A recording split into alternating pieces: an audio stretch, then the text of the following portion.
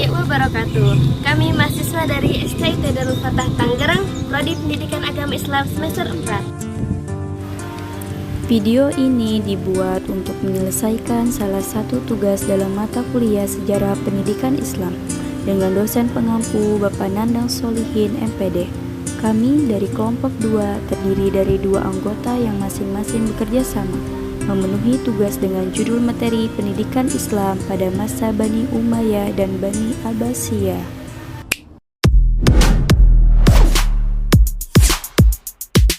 Sebelum kami masuk ke pembahasan, izinkan kami untuk memperkenalkan diri terlebih dahulu. Dengan saya sendiri, Minhatul Mugis dengan NIM 2122020. Selanjutnya Lulu Ilkamila dengan NIM 2122024. Baiklah, kami dari kelompok 2 akan mempresentasikan materi yang berjudul Pendidikan Islam pada masa Bani Umayyah dan Bani Abbasiyah.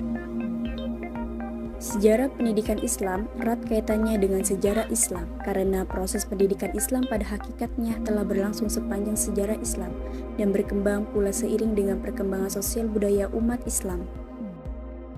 Perkembangan ilmu pengetahuan dimulai sejak diutusnya Rasulullah untuk menyampaikan risalah dan ajaran agama Islam kepada umat manusia.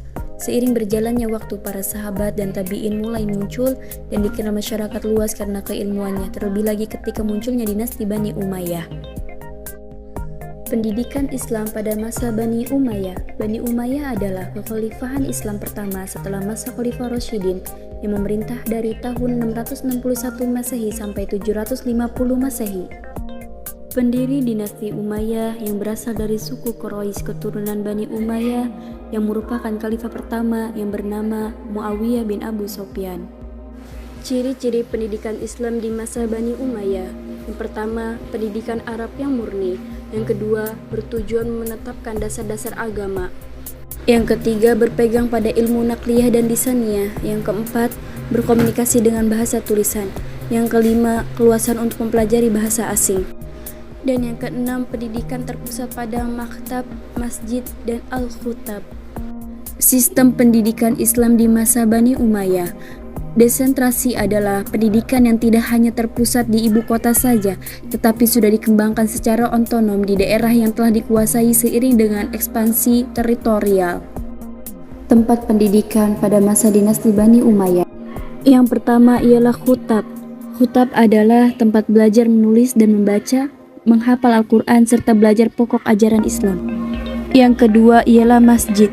Masjid pada masa dinasti Umayyah merupakan tempat pendidikan tingkat menengah dan tingkat tinggi setelah khutab. Yang ketiga ialah majelis sastra, balai pertemuan yang disiapkan oleh khalifah dan hanya diperuntukkan bagi sastrawan ulama terkemuka. Yang keempat ialah pendidikan istana. Pendidikan istana adalah pendidikan yang diselenggarakan dan diperuntukkan sebagai anak-anak khalifah dan penjabat pemerintahan. Kurikulum pendidikan Islam di masa Bani Umayyah. Yang pertama ialah kurikulum pendidikan rendah dan menengah. Yang kedua, kurikulum pendidikan tinggi. Sejarah pendidikan Islam pada masa Bani Abbasiyah. Bani Abbasiyah adalah kekhalifahan kedua Islam yang berkuasa di Baghdad dan kemudian pindah ke Kairo sejak tahun 1261 Masehi. Dinasti ini berdiri sejak tahun 750 Masehi sampai dengan 1258 Masehi. Nama dinasti ini diambil dari salah satu paman Nabi bernama Al-Abbas bin Abdul Muthalib bin Hashim. Pendiri dinasti Bani Abbasiyah yang dikenal dengan nama Abdul Abbas As-Saffah. Pada permulaan dinasti Bani Abbasiyah, pendidikan dan pengajaran berkembang sangat hebat di seluruh negara Islam. Sehingga jika dibuka kembali lembaran sejarah dunia ilmu pendidikan, bermula dengan berdirinya kerajaan Bani Abbasiyah di Baghdad. Lembaga pendidikan di masa Bani Abbasiyah. Pada masa Bani Abbasiyah, lembaga pendidikan terdiri dari 2 tingkat. 1. Kutab dan masjid, yakni tempat anak-anak mengenal dasar bacaan, hitungan, dan tulisan. 2. Tingkat pendalaman, yakni tempat para pelajar yang ingin memperdalam ilmunya. Kurikulum pendidikan Islam di masa Bani Abbasiyah. 1. Kurikulum pendidikan dasar. Pendidikan yang diterapkan pada kurikulum ini antara lain 1. Membaca Al-Quran dan menghafal Al-Quran. 2. Pokok-pokok agama Islam. 3. Menulis.